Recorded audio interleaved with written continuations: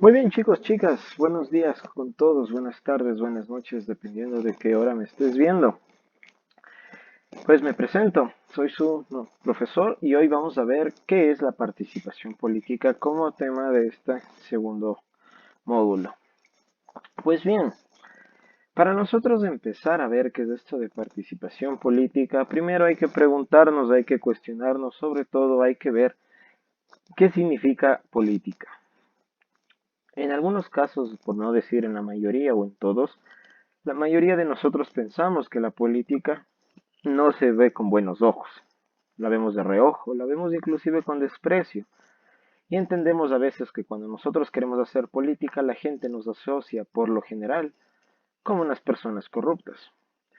Sin embargo, hay que aclarar bastantes cuestiones antes de entrar en esto de participación política. Pues bien, la participación política tiene que ver efectivamente con la política, pero en esencia de entender a la política como un instrumento. Es decir, un instrumento, una herramienta que nos va a ayudar a ejercer el poder. Eso va a ser la definición de política. Entonces, si es que nosotros estamos viendo cómo funciona esto de la participación política, empecemos por entender la política desde sus orígenes. La mayoría de nosotros pensamos que participación política o política en general tiene que ver con elecciones, con sufragios, con cuestiones que van netamente con las elección de entidades, presidentes, asambleístas, junta parroquial, etcétera, etcétera, etcétera. Sin embargo, chicos y chicas, la política no es solo eso. La política es, como su palabra lo indica, relaciones de poder. Hacer que las relaciones de poder funcionen, relaciones de dominación. En este sentido, pues chicos, chicas, hay que entender a la dominación como un elemento que pasa en la vida diaria, en toda la vida y en todas las cuestiones sociales. Es lo que sucede y sucederá. Por ejemplo, vamos a citar un ejemplo. Tenemos a dos personas, sentados en un parque. Pues el uno tiene ganas de ir por una hamburguesa y el otro no quiere, quiere seguir ahí sentado. En ese sentido, el uno va a decirle, oye, pero por favor vamos, que me da hambre. Y el otro le dice, no, yo quiero estar aquí. Y el otro va a seguir insistiendo. No me quiero ir solo, no seas mala nota, te compro algo si es que tú quieres. Y el otro le dice, ok, está bien, vamos. Y se van. ¿Eso fue política? Pues sí. Efectivamente lo fue, porque son relaciones de dominación y relaciones de poder. El uno obviamente utilizó un método persuasivo, disuasivo, donde le convenció tranquilamente de que, oye, te compro algo, vamos, acompáñame. Entonces ejerció el poder sobre otro. La política se desenvuelve en las relaciones sociales. Donde haya más de una persona, se puede entender que hay una relación también política. Entonces, en ese sentido, nosotros podemos encontrar la política en cualesquiera que sean estos ámbitos. Ámbito laboral, educativo, familiar, entre amigos o inclusive entre su pareja, utilizando persuasión, disuasión. Sin embargo, chicos y chicas, también hay que entender que puede ser coercitiva. ¿Qué quiere decir coercitiva o coerción? Puedes utilizar la fuerza, la violencia, tanto física como psicológica, para hacer este ejercicio de poder, este ejercicio de dominación. En ese sentido, en ese punto, nosotros podemos ver, por ejemplo, más común se ve esto en familias tradicionales, ¿no? Donde la educación todavía se mantiene con el estricto orden de la palabra y el estricto orden de reprensión, ¿no es cierto? Entonces, ¿qué le dice la mamá cuando un hijo se porta mal? O sea, vemos que el niño está haciendo berrinche, que está llorando, se tiró al piso. ¿Y qué es lo que hace la madre? Levántate o en la casa hablamos. En la casa vemos. Y con una mirada de intriga, con una mirada de molestia. Entonces el infante se calla, o se para o simplemente le da miedo. Entonces eso es una forma de coerción, sometimiento a alguien a través de la fuerza. Entonces podemos ver que existe la persuasión y la coerción. Entonces, en ese sentido, ¿qué es la participación política, que es el tema que nos trae hoy? Pues la participación política es justamente participar en relaciones de poder, en el ejercicio del poder. Pero el poder, entendámoslo como una cualidad, como un verbo, al poder hacer algo, poder estructurar alguna situación, poder establecer un proyecto, poder hacer que mi parroquia, mi comunidad, mi vivienda, mi ciudad, inclusive mi colegio sobresalga y no se quede estancado en determinadas cuestiones, en determinados ámbitos. Entonces, Entendido y visto eso, nosotros vamos a entender cómo participamos política y activamente. ¿Ok? Entonces, si avanzamos un poco, nosotros ya tenemos nuestra introducción. Pero para empezar a ahondar en lo que es la participación política en general, hay que preguntarnos tres cosas fundamentales. La primera, ¿qué se entiende por participación política? En ese sentido ya lo vimos en nuestra introducción. Ya sabemos en especial que la participación política lo que tiene que hacer es hacer que se haga o se ejecuten determinadas acciones que beneficien el bien común. Eso se lo puede entender tanto a nivel de ciudad, parroquia, etcétera, etcétera, como lo que habíamos dicho anteriormente. Entonces ahí es donde nosotros podemos empezar para más o menos ejercer con esta participación política. Ahora bien, como segunda pregunta tenemos, ¿cómo cree que funciona la participación política en nuestro país? Es una pregunta complicada, ¿no es cierto? Pero hay que irla trabajando, hay que irla resolviendo. Entonces, si nosotros nos ponemos a ver cómo funciona la política, tanto en nuestra parroquia, en nuestro entorno social, en donde nos desenvolvamos mejor, sea el colegio, la familia, donde sea, tenemos que ver cómo funciona esta participación política. Y como ya habíamos visto, es el ejercicio del poder de dominación. Sin embargo, es también el ejercicio de poder hacer algo productivo, algo que beneficie a todas y todos. Entonces, en ese sentido, la participación política en nuestro país podemos verle que a veces es mermada o coartada por distintos grupos. Algunos dicen que no, es que para hacer participación política tú tienes que pertenecer a un partido, tienes que ser filial a alguien o tener afinidad por tal o cual candidato. Sin embargo, la participación política va mucho más allá de eso. Es la toma de decisiones y ejecución de proyectos, de determinadas propuestas que uno se tenga para nuestra localidad. Por otro lado, también nosotros podemos decir que la participación política también es el ejercicio de información sobre algo político, es decir, sobre algo de poder, sobre algo que va a afectar a los unos y a los otros, y sobre todo también la información que le demos y lo que prestemos para elegir determinadas dignidades, determinados puestos en distintos cargos.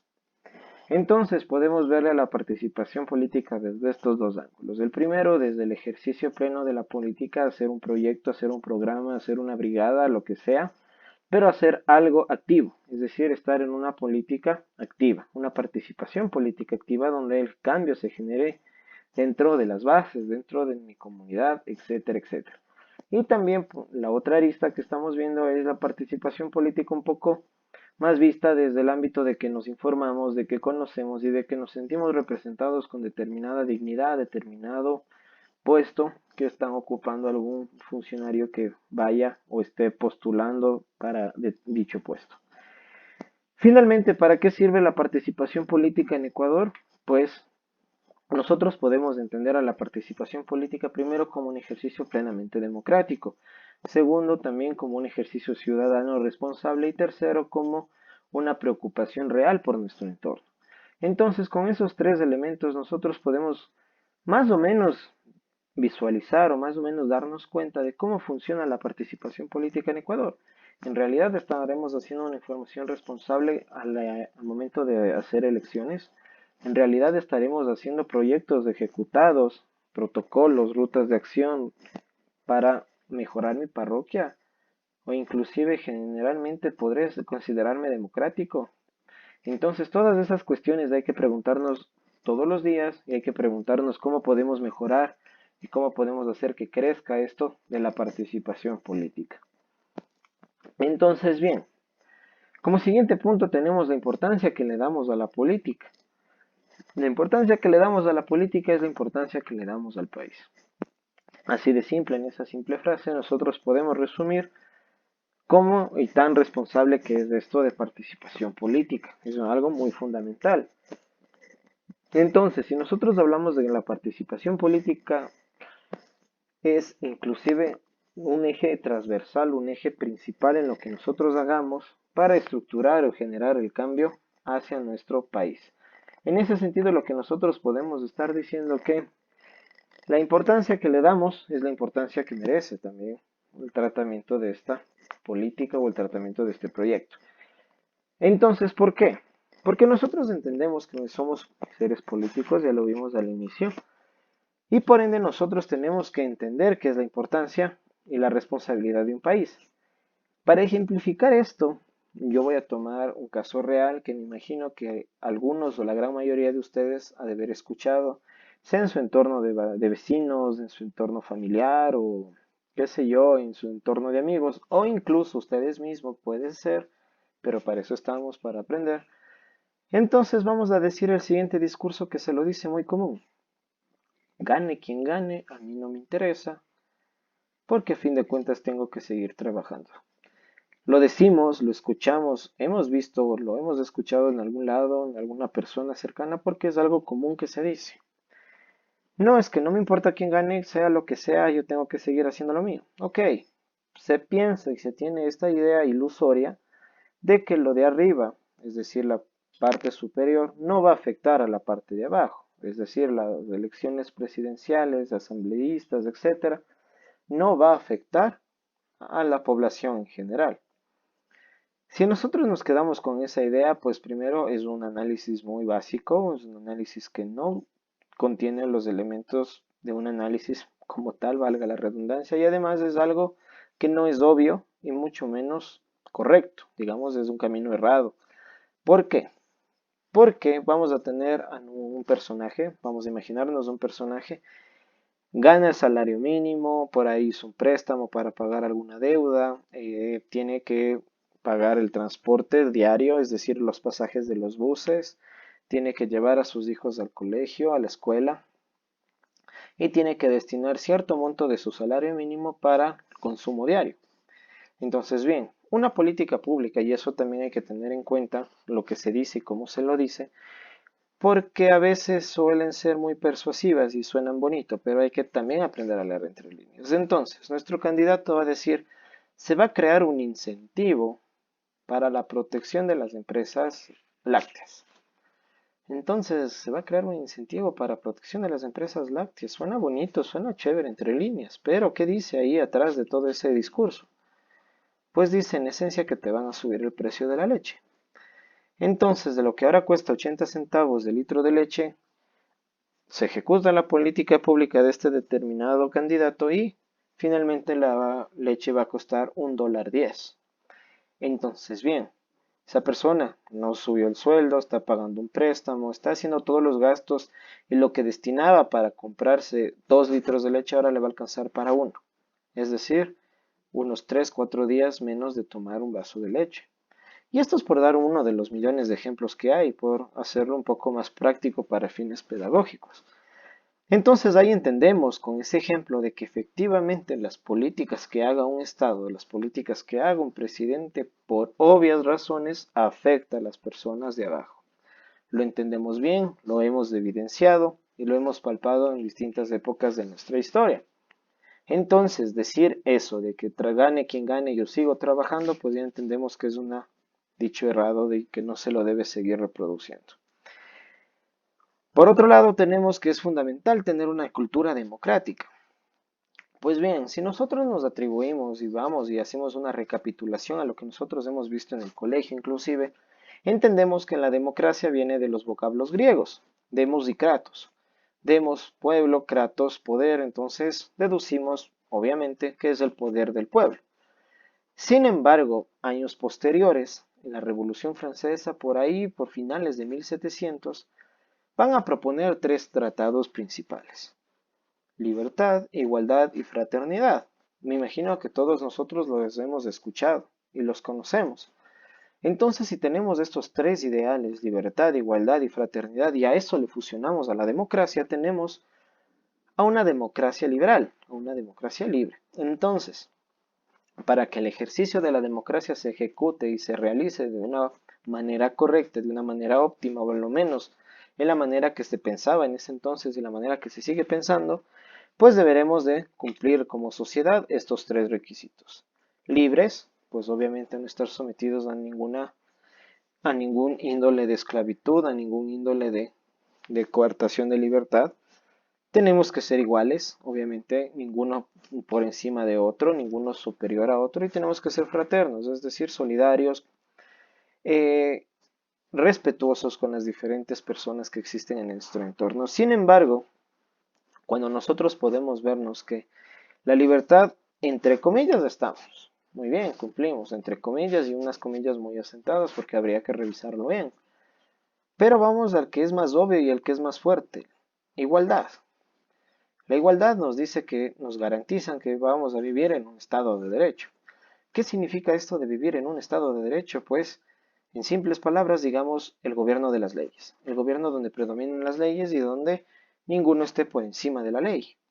Suena bien en palabras y suena bien en un mundo utópico, pero sin embargo, si nosotros vemos los casos reales, los casos diarios que pasan en las noticias, que inclusive los podemos conocer en primera línea, es que a veces la justicia es para unos y no para otros. Entonces, la igualdad ante la ley no se está cumpliendo a tal cabalidad. A veces vemos que a los sectores más empobrecidos, a los de las clases sociales bajas, por lo general son los que hacen que se respete la ley, pero a los de arriba como que a veces se les olvida y por lo general no se da un cumplimiento legítimo a estos procesos. Y lo hemos visto, lo hemos palpado, o a lo menos conocemos un caso de esos. Entonces, esta igualdad como que no se le da tanto, este Estado de Derecho mucho menos, ¿no es cierto? Entonces, si no tenemos una sociedad igual, no tenemos algo, ¿cómo podremos hacer democracia? Tenemos ahí un ligero obstáculo, un obstáculo bastante pronunciado. Y la fraternidad tampoco se la da porque, desgraciadamente, y por A o B cosas, nosotros todavía tenemos estructuras racistas, estructuras sexistas, estructuras homofóbicas dentro de nosotros. Y sabemos que no podemos ser fraternos con alguien que no tenga nuestras mismas características. No hablo por todos, se lo hablo en general, entonces a veces conocemos estas famosas estructuras para podernos darnos cuenta. Pero sin embargo, tener una cultura democrática quiere decir que todos y todas podemos elegir y ser elegidos, sin importar procedencia, sexo, etnia, color de piel, etcétera, etcétera. Todos tenemos el mismo derecho, igualdad ante la ley. Eso nos está contemplando nuestra Constitución y los diferentes organismos que existen, las diferentes instituciones que hay. Entonces, con ese principio nosotros podemos decir que cada uno tiene derecho a sentirse libre en elegir y también en poder ser elegido, sin importar ninguna circunstancia que nosotros poseamos, sin importar ningún malestar que tengamos o la procedencia que lo hagamos, tenemos la libertad de si yo tengo un buen proyecto y puedo hacerlo y tengo un respaldo, puedo postularme para ser elegido. O a su vez, nadie me puede obligar a elegir a alguien que no quiero, a hacer algo que no quiero, a votar por alguien que no me siento identificado, sea con ideología o con proyecto de ley. Entonces ahí nosotros nos damos cuenta de que existe eso de poder elegir y ser elegido. La cultura política en nuestro país puede ser baja y está en nosotros cambiarla para mejorar como países y como personas. Nosotros nos damos cuenta que ahora la mayoría de personas ve a la política con malos ojos, pero ya nos dimos cuenta en esencia de que la política no es la mala, de que las personas son las que la emplean de una manera negativa. Sin embargo, la política, como les había dicho, es un instrumento que puede ser utilizado de diferente forma. Ahora bien, la cultura política también nosotros la podemos observar en el ámbito de qué tanto nos informamos para votar, qué tan representados nos sentimos en determinado candidato y sobre todo, si es que yo lo soy, cuánta representación tengo. ¿Me conocerán a los que yo voy a dar el voto? ¿Conocerán mi propuesta? ¿Conocerán mi proyecto de ley? ¿Conocerán lo que yo quiero traer? Pues si no estamos cumpliendo con eso hay que fomentar la cultura política y incentivar. Ese también es un deber de nosotros, incentivar a que las personas se informen y que sepan por quién están votando. Porque si no solo conocemos a veces a duras penas y con pataleos al presidente y no nos interesa ni quién es asambleísta, mucho menos de quién va a ir al Parlamento andino, o peor aún, quién va a ser el presidente de la junta parroquial. Si es que lo conocemos de nombre, pero no hemos visto ni leído, ni siquiera sabemos cuál es su proyecto para nuestra parroquia, para nuestro barrio, etcétera, etcétera. Entonces así funcionan las representatividades y hay que tratar de formar esta cultura política lo antes posible en nuestro entorno. Ok, ¿qué hacer para el sustento de una plena participación? Primero, dependerá de la idea de democracia. Si nosotros nos situamos en el Ecuador de aquí de hace 100 años, ellos van a tener una idea de democracia. En la Carta Negra estipulada por el presidente Gabriel García Moreno decía que si es que se quiere lanzar para una dignidad del Congreso se necesita primero ser ciudadano libre, segundo ciudadano ecuatoriano y tercero saber leer y escribir. Entonces era la idea de noción de democracia en ese entonces. Se estaba dejando de lado, obviamente, a los grupos subalternos, a los grupos de abajo, pero es porque su índole es discriminatorio, o sea, tenía todas las índoles y todas las intenciones de serlo así. Pero sin embargo, es una noción de democracia que se manejaba en ese entonces. Avanzamos un poco en el tiempo, 1970 más o menos, casi en la década de los 70-80, y se permite ya el voto a las personas analfabetas. Entonces ahí es donde nosotros decimos, obviamente ya ha logrado el voto femenino también, que nuestra idea de democracia ya se sustenta en que seamos ecuatorianos, no importa si no sabes leer ni escribir, simplemente que seas ecuatoriano, para lanzarte alguna dignidad, para lanzarte algún puesto, para lanzarte algún cargo público de esa índole. Avanzamos un poco más en el tiempo y nos encontramos en el año 2008-2009 más o menos, donde se lanza la Constitución del Ecuador. Y ahí en cambio agloba lo que fue las luchas de los 90, del movimiento indígena, y sobre todo también un hito importante que es que los presos también voten. Entonces ya cambia nuestra idea de democracia. Ahí ya entendemos que no es únicamente las mujeres, los indígenas, los analfabetos los que pueden votar, sino también los privados de libertad. Seguramente me van a decir, pero ellos ¿por qué? Si son un estorbo, si no, y si hicieron mal las cosas, ellos le están pagando una condena, pierden los derechos que tienen. Podemos estar de acuerdo, pero sin embargo también son ciudadanos y recordémonos que las cárceles, entre comillas, no se llaman cárceles, sino se llaman centros de rehabilitación social. Esas personas que están cumpliendo una condena por alguna situación que cometieron, pues ellos en algún momento van a tener que ser reinsertados en la sociedad. Entonces también ya se vuelven ciudadanos, siguen siendo ciudadanos ecuatorianos, viven en este país, son detenidos en este país y aunque estén bajo una celda pequeña, ellos siguen perteneciendo a este territorio que se llama Ecuador. Y por ende también, aunque no lo creamos, también son sujetos de derechos. Si no muy fácil fuera asesinarlos. Y como sabemos, aquí a veces un poco tenemos nuestros sesgos. Ahora bien, en ese punto nos damos cuenta que la democracia va cambiando, va transmutando, dependiendo de la época y dependiendo de su contexto social, de su contexto ideológico y de dónde se esté desenvolviendo.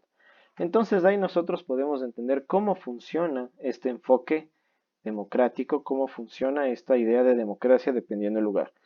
Por otro lado, tenemos condicionada por sectores. Entonces, ¿a qué se refiere esto de que es condicionada por sectores? Pues si es que nosotros nos organizamos y vamos a ejemplificarlo esto, nosotros vamos a hacer en este caso la asociación ganadera, vamos a hacer la asociación ganadera de Pichincha. Entonces, para hacer una participación política plena, la asociación ganadera de Pichincha dice, nosotros como estamos reunidos todos los ganaderos de la provincia, pues queremos hacer que estas elecciones tengamos una participación un poco más activa, un poco más plena. Es decir, vamos a tratar de hacer que la mayoría, que salga uno de nuestro gremio para que nos represente en la asamblea. Pues bien, es una participación política condicionada por el sector donde dice que van a lanzar a alguien para que esté en la asamblea. Por otro lado, nuestro sector ganadero de Pichincha va a decir, entonces, ¿saben qué? Mejor en estas elecciones vamos a hacer una participación política más pasiva, más tranquila y vamos únicamente a apoyar al proyecto de ley de alguno que se asemeje a lo que nosotros queremos. Ok, es condicionada por el sector y no se la hace a tan grado, ¿no? A tal magnitud que nosotros entendamos como una participación política más a profundidad. Entonces, en ese sentido, lo que se puede entender es que cada sector puede poner sus condiciones para hacer participación política. Porque si bien es cierto, al inicio nosotros vimos que la política se hace a diario, se hace en nuestro diario vivir, en toda la convivencia que nosotros tenemos, la participación política también tiene que ver con organizarse. La participación política es que yo solito, como Pepito Pérez, no voy a poder hacer un proyecto grande dentro de mi barrio yo solo, sino que tengo que organizarme con mis vecinos. Yo, Pepito Pérez, no voy a poder hacer un proyecto solito en mi colegio, sino tengo que juntarme con mis compañeros para poder ejecutarlo, y así funcionan todos. Y es por eso que la participación política también se la entiende como esta capacidad organizativa que se tiene en diferentes sectores a los que beneficia. Pero sin embargo, a veces cuando ya te organizas y estás avanzado en el tema y estás con un escalón más arriba, por lo general hace que se condicione ciertas actividades. Por ejemplo, no es que no tenemos que votar por él, pero tu sector social te dice que nos está beneficiando, aunque a ti no tanto, pero a nosotros sí nos beneficia. Entonces ya tienes una condición, una barrera que te lo pone el sector social, ok. Muy bien, en el siguiente y tercer punto nosotros tenemos que también se enfoca en cómo se define esta participación política, es decir, enfoque en lo que se le defina. ¿Qué quiere decir esto? Si nosotros entendemos a la participación política únicamente como hacer un proyecto dentro de nuestro barrio, vecindario, parroquia o comunidad, pues también está bien, porque es el entendimiento que nosotros le damos y estamos haciendo una política para nuestro barrio. Estamos generando un cambio, generando una estructuración para que éste sea respaldado y sea bien visto dentro de nuestra comunidad, dentro de nuestro barrio. Entonces, esto se definirá dependiendo de también los sectores sociales, dependiendo de dónde salga la iniciativa. Si estoy en mi colegio y quiero hacer un cambio estructural, quiero hacer, por ejemplo, que las mallas de la cancha de fútbol se cambien. Sin embargo, nosotros respondemos al Consejo Estudiantil. Entonces ya es una organización y nosotros entendemos que nuestra participación política es hacer un cambio en la estructura. Por otro lado, vamos a decir que vamos a crear una brigada de seguridad dentro del barrio. Sabemos que nuestro barrio es peligroso, sabemos que están robando bastante. Nos juntamos con los vecinos y decimos, ¿saben qué? Vamos a trabajar en conjunto con la policía, vamos a hacer esto en conjunto con la policía, pero necesito que cada vecino salga todos los días a patrullar conjunto con otros vecinos y la policía. Para cualquier actividad sospechosa se dé aviso y se actúe de inmediato y tratemos de reducir esta brecha de delincuencia. Muy bien, eso también se lo entiende como participación política y se lo está enfocando en un proyecto. O asimismo, si es que estamos en nuestra asociación ganadera y dice vamos a asignar a Pepito Pérez a que salga como representante de nosotros en la asamblea, eso también va a ser participación política porque va a contar con los sectores ganaderos. Y por ahí, si es que a alguien le gustó, otro sector ganadero, no solo de Pichincha, sino de otra provincia le gusta, pues van a votar por él y nosotros ya podemos decir que se definió la participación política como este acto de lanzarte para una dignidad, para un cargo público. ¿Ok? Entonces, una vez visto todo esto, una vez visto y trabajado en estas situaciones, nosotros vamos a entender el sustento y el soporte de la participación política.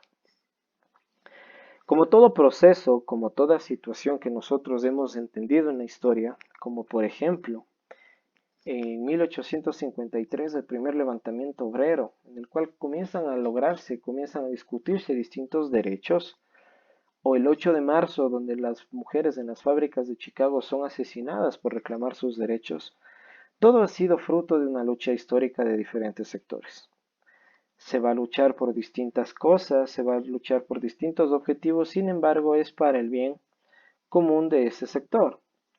En los años 90, acordémonos de las marchas del movimiento indígena, que se salía para que se les reconozca como Estado plurinacional y multiétnico, que se les reconozca a los indígenas también como ciudadanos ecuatorianos, que sepa que no es únicamente la cultura mestiza en Ecuador, sino que hay un sinnúmero de culturas y una gran variedad de lenguas, etcétera, etcétera, etcétera. Contextualizado todo eso, visto que las luchas sociales han pasado a lo largo de la historia, la participación política no es una excepción. Nosotros tenemos el primer caso de esta participación política, por ejemplo, desde Matilde Hidalgo de Prócer. Acordarémonos que en la escuela nos dijeron un poco de ella. Y Matilde Hidalgo fue la primera mujer en votar en el gobierno de Eloy Alfaro y también la primera mujer en insertarse en la educación. Antes era prohibido.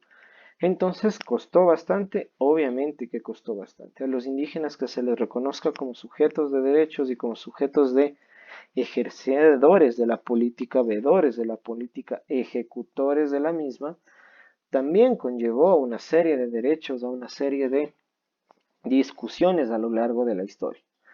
Entonces, como toda discusión, como todo programa y proyecto social que ha sido lucha en determinados lugares, en determinados sitios, nosotros podemos darnos cuenta que la participación política también se refleja todas estas luchas donde en la actualidad todo el mundo vota.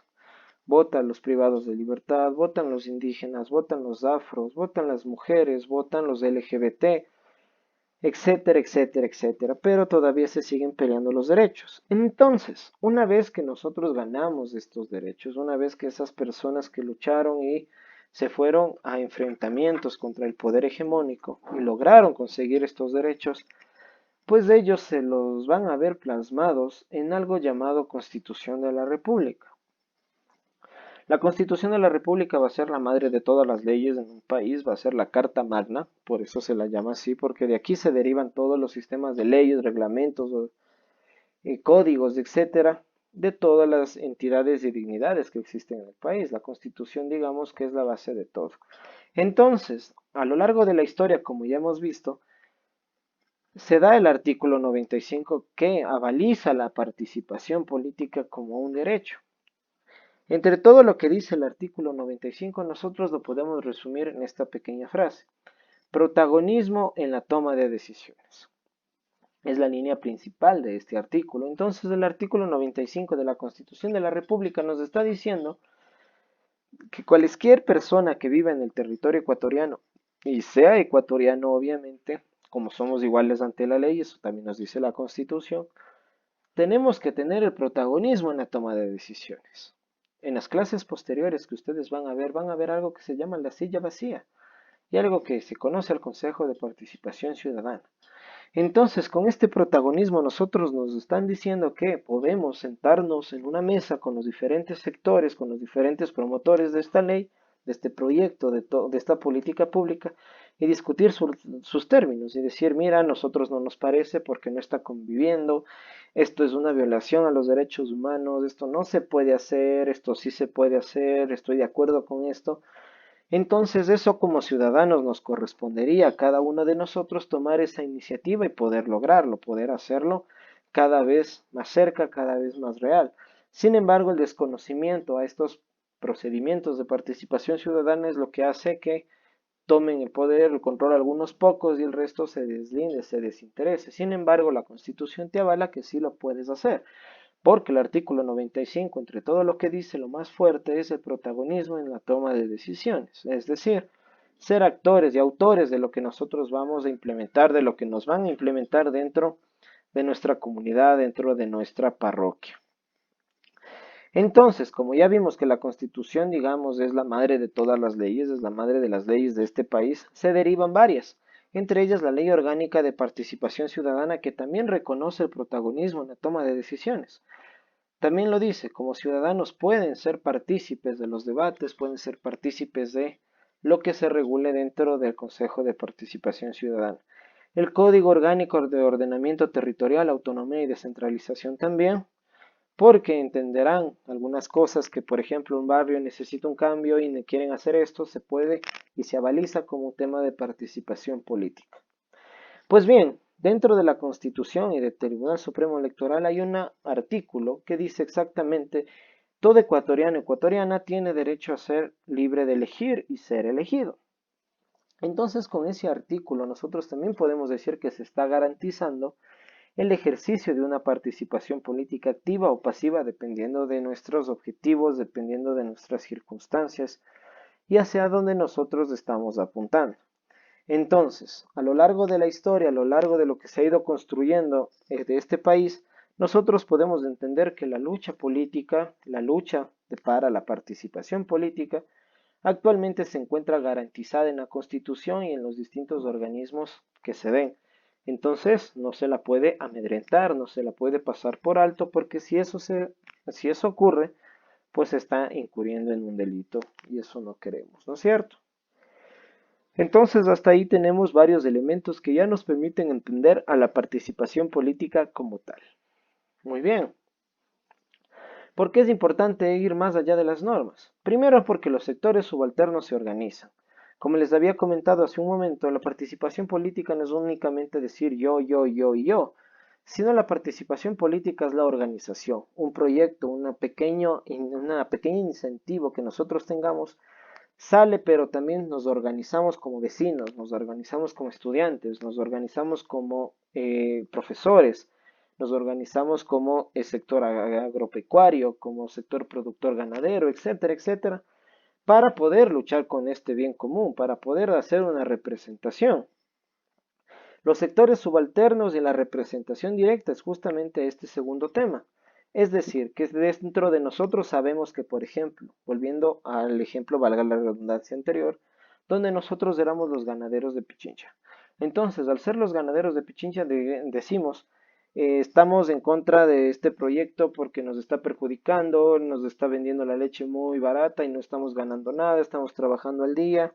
Entonces alguien dice, yo me quiero lanzar a la asamblea para representarles a ustedes y que no pase esto. Y la organización lo reconoce y hace que se dirija a la asamblea y que vaya o tenga al menos un curul dentro de ella. Entonces ahí vemos que la representación es más directa, que nosotros conocemos y sale de las bases alguien que es representativo, alguien que nos sintamos identificados. Pero este sentimiento de identificación tiene que ir más allá, tiene que tener ligado a la interculturalidad. Es decir, que no importa la raza, etnia de donde se sea, tiene que ser para cualquier dignidad o para cualquier ejercicio. Entonces, la participación política podemos entender como un lugar estratégico para generar cambios que ya lo habíamos visto. Cambios reales, cambios estratégicos que puedan ayudar a nuestra comunidad, a nuestro barrio o al sector que nosotros querramos. ¿Qué hay de lo real? A veces las limitaciones, porque no solo es cuestión de leyes, sino las limitaciones también son un obstáculo que se presentan a diario. Un obstáculo que nosotros podemos entenderlos casi todos los días. Por ejemplo, el tiempo que alguien no puede dedicarse a un proyecto o a la ejecución de determinado proyecto solamente esa persona. Entonces es por eso que nos organizamos para derivar trabajos y para que todos estemos en equitativos y podamos solventar esta duda, esta inquietud que nosotros tengamos y este sentimiento de tratar de hacer algo. Ascripciones, a veces nuestros proyectos no se da porque no somos partidos políticos o filiales de uno, pero se lo puede hacer mediante la ley. Factores económicos, es que no tengo tanto dinero para poder solventarme, qué puedo hacer, hacia dónde me puedo dirigir. Pues ahí hay que organizarse en cómo se colectan fondos, cómo podemos entender dentro de nuestra parroquia, dentro de nuestro barrio. Pero los beneficios también hay. Los beneficios es, como les había dicho, generar un cambio, poder hacerlo de manera estructural. Por último, ajustes en la comunidad o barrio, sabiendo que nuestro proyecto está respondiendo a una necesidad, poder darle la vuelta, poder tener un ajuste necesario. Y por último, tratamos problemas reales, es decir, nosotros nos damos cuenta de la problemática real que está pasando y ya no quedamos en el que quiero hacer esto, sino aquí ya pasamos al voy a hacer esto. Entonces, finalmente eso es lo que es participación política, es tratar de empoderarnos, tratar de hacer que las cosas pasen. Está avalado por la Constitución, está avalado por las leyes de participación ciudadana y eso hace y eso ayuda a que la mayoría de personas pueda, de hecho, tomar y ser tomadora de decisiones, autores y actores para la toma de decisiones. Posteriormente, en los temas a continuación que ustedes van a observar, se les va a explicar un poco de cómo funciona la participación ciudadana y por qué es tan importante hacerlo.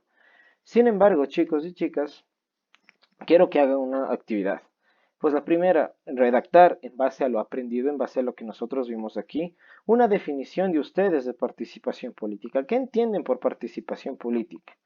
Y finalmente, revisar la página del Consejo de Participación Ciudadana y Control Social del Ecuador y observar qué elementos puede adoptar a mi comunidad o parroquia. Entonces, chicos y chicas, la tarea que tenemos que hacer aquí ya es hacer un ejercicio pleno de participación política, es decir, ver qué elementos se aportan, qué elementos se puede obtener para que la participación que yo quiero hacer sea un proyecto pequeño como la Brigada de Seguridad en mi barrio, por ejemplo, o sea un proyecto macro que la parroquia, se me ocurre, la parroquia de Chaupi Cruz quiere generar un cambio en torno al manejo de aguas servidas y de basura.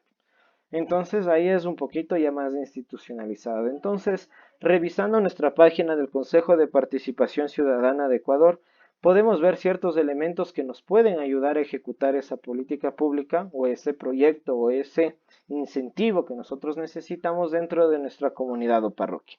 Sin más, chicos y chicas, me despido. Ha sido un placer en esta clase poder interactuar con ustedes. Por favor, suscríbanse y sigan viendo nuestros videos. Espero que les haya servido y hayan aprendido bastantísimo. Nos vemos, chicos, que les vaya bien y cuídense, no salgan de casa.